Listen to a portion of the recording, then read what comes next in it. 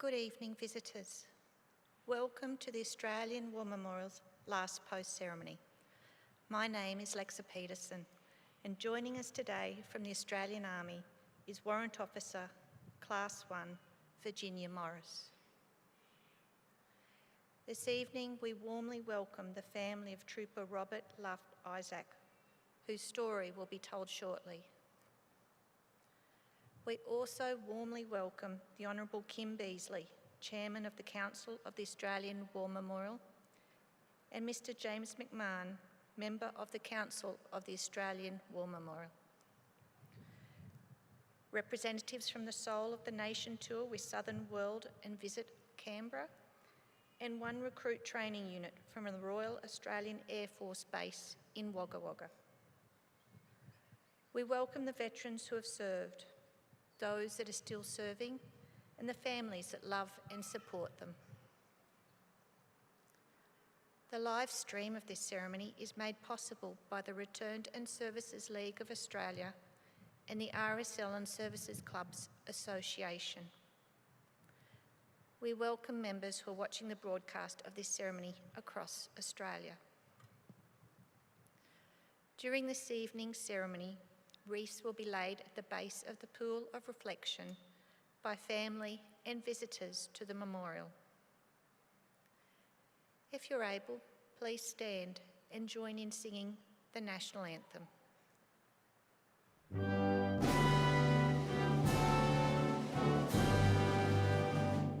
Australians, all let us rejoice, for we are one and free.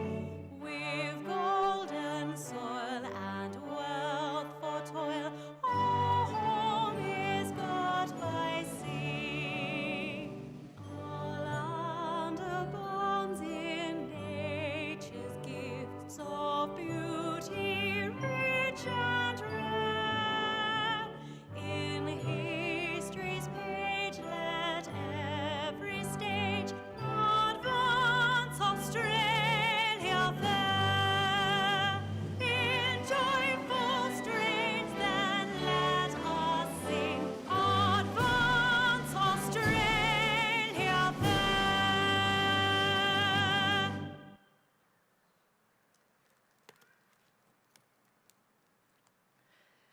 The Australian War Memorial was the vision of Charles Bean, Australia's First World War official historian.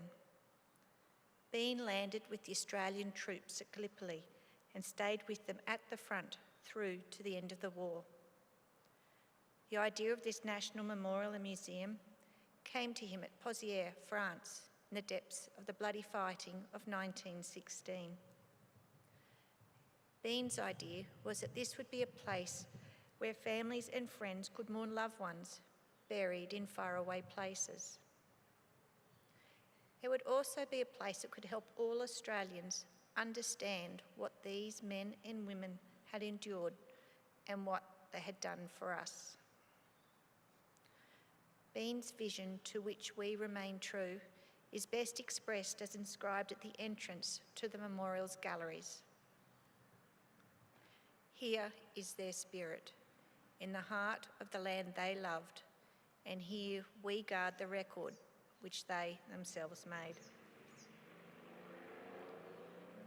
Tonight we will read the story behind just one of those on the Roll of Honour, which lists the names of more than 103,000 men and women who have given their lives for us in war and on operations for more than a century. But first we present a lament. Flowers of the forest. Wreaths or floral tributes will now be laid at the base of the pool of reflection.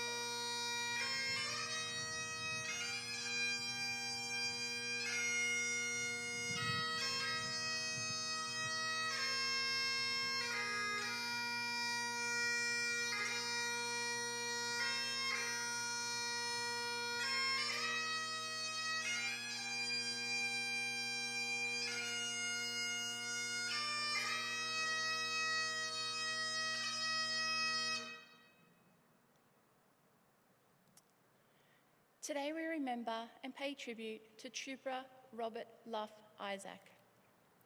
Robert Isaac was born in Tumbalong near Gundagai, New South Wales in March 1886. Known affectionately as Bobby, he was one of 6 children born to John Douglas Isaac and his wife Betsy. Bobby attended the local Tumbalong Primary School and then worked as a farmer in and around Gundagai. On Christmas Eve 1901, his father died after a short illness. Robert's mother Betsy later married David Robert Nichols, and the family moved to Ferny Hill in Muddamar, New South Wales. Robert Isaac and his older brother Jack enlisted in the Australian Imperial Force together on the 3rd of February 1915 at Liverpool Camp on the outskirts of Sydney. Initially allotted to the Light Horse Reserve, both brothers were transferred to the 12th Regiment of the Light Horse with the rank of trooper on the 3rd of February 1915. The brothers departed Sydney in HMAT Subic on the 13th of June 1915, bound for Egypt. The journey was arduous, diphtheria was ripe on the ship, and the men were required to continue training despite the frequent rough seas.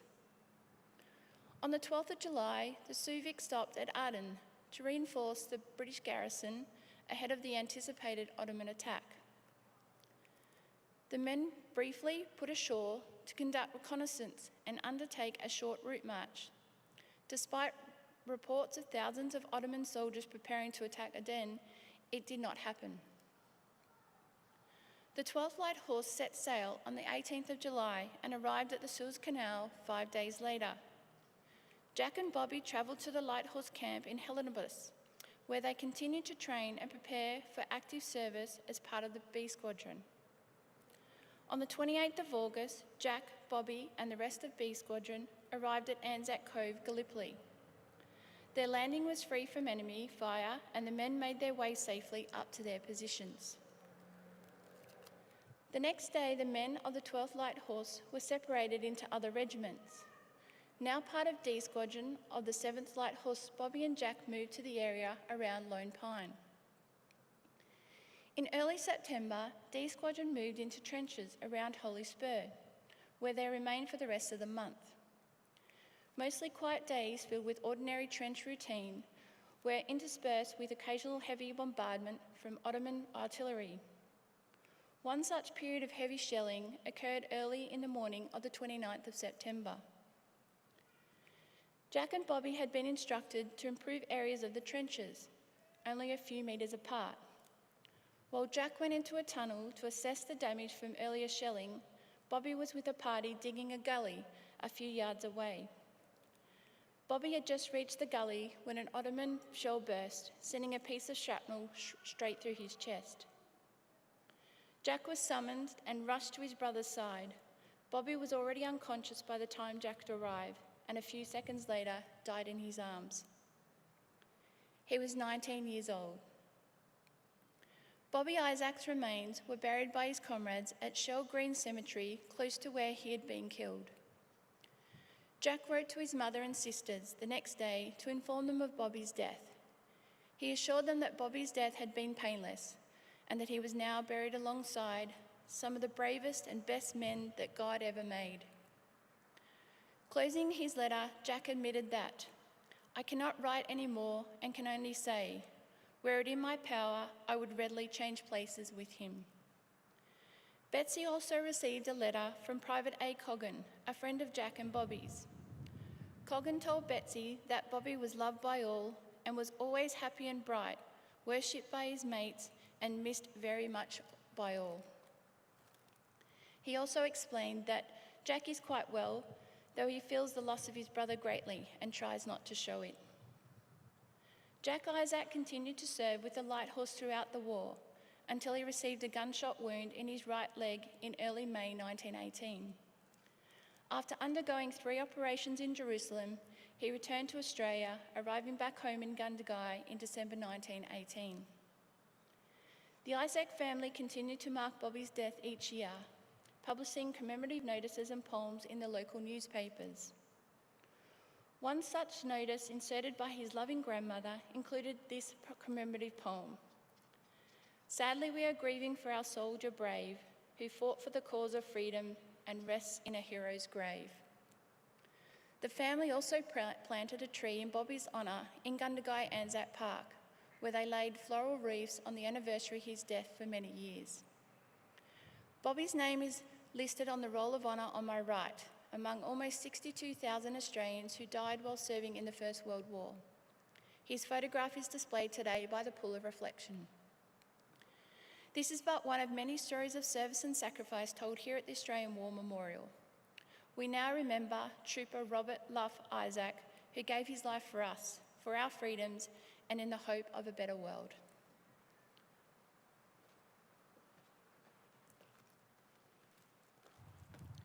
Please stand for the reading of the ode and sounding of the last post. They shall grow not old as we that are left grow old. Age shall not weary them, nor the years condemn. At the going down of the sun and in the morning, we will remember them. We will remember them.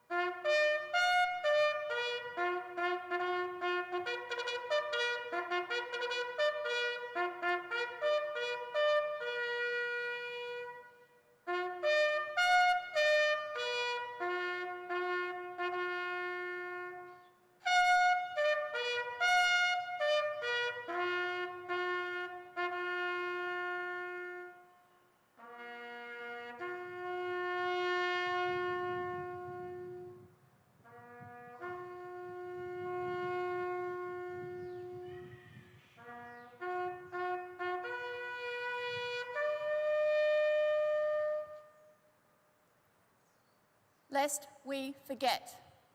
Lest we forget.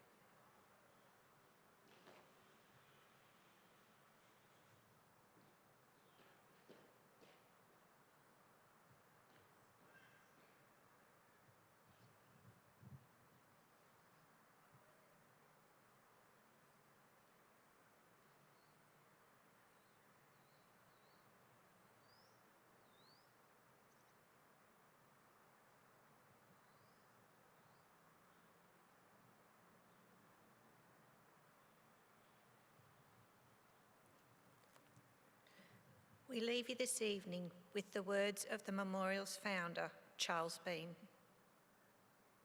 Many a man lying out there at Poziere or in the low scrub at Gallipoli, with his poor, tired senses barely working through the fever of his brain, has thought in his last moments, well, it's over, but in Australia they will be proud of this. Ladies and gentlemen, that concludes the last post ceremony. On behalf of the Director, staff and volunteers, thank you for visiting the Australian War Memorial today and for your continued support during the Memorial's development project. We wish you all a very pleasant evening.